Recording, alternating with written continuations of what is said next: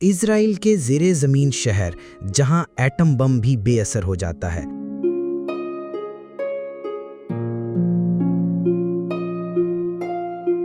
ذرا تصور کیجئے ایک ایسا شہر جو زمین کے نیچے چھپا ہو، جہاں اوپر ایٹمی جنگ جاری ہو لیکن نیچے زندگی اپنی پوری روانگی کے ساتھ چل رہی ہو۔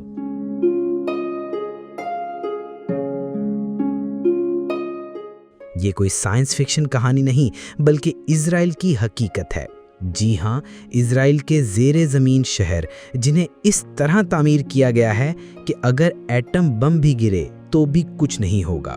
اسرائیل نے زیر زمین دفاعی نیٹ ورک کی بنیاد 1991 کی خلیجی جنگ کے دوران رکھی، جب صدام حسین کے اسکڈ میزائل تل ابیب پر گرے اور اسرائیلی عوام نے پناہ گاہوں میں دن گزارے۔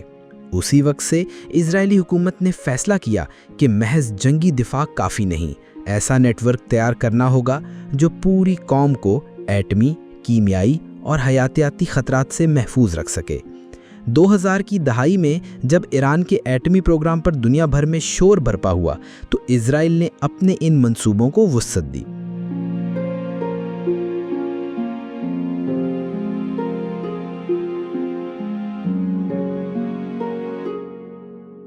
یہ زیر زمین شہر اور سیٹلمنٹس صرف پناہ گاہیں نہیں، یہ ہیں مکمل خود کفیل بستیاں۔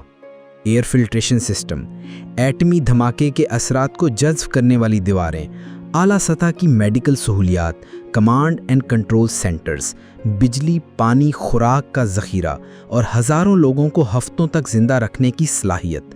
یہ بنکرز خاص طور پر اس طرح ڈیزائن کیے گئے ہیں کہ وہ 20 کلو ٹن سے زائد کے ایٹمی دھماکے کو بھی برداشت کر سکے۔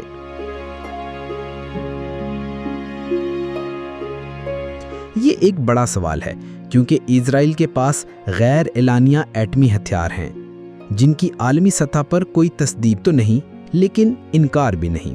ماہرین کا کہنا ہے کہ ان زیر زمین شہروں میں نہ صرف عوام کو بچانے کی تیاری ہے بلکہ یہ خفیہ ایٹمی سٹوریج، اسلحہ خانوں اور کمانڈ پوسٹس کے طور پر بھی استعمال ہو سکتے ہیں۔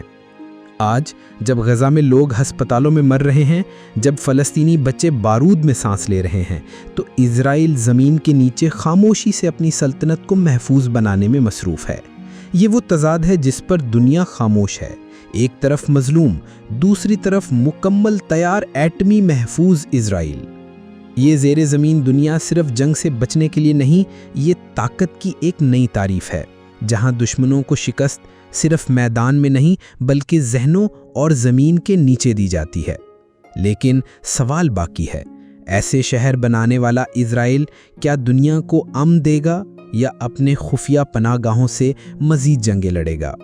ایٹم بم شاید ان دیواروں کو نہ توڑ سکے، لیکن مظلوموں کی آہیں ایک دن ضرور پہنچیں گی، کیونکہ تاریخ بتاتی ہے ظلم زمین کے نیچے بھی نہیں چھپ سکتا۔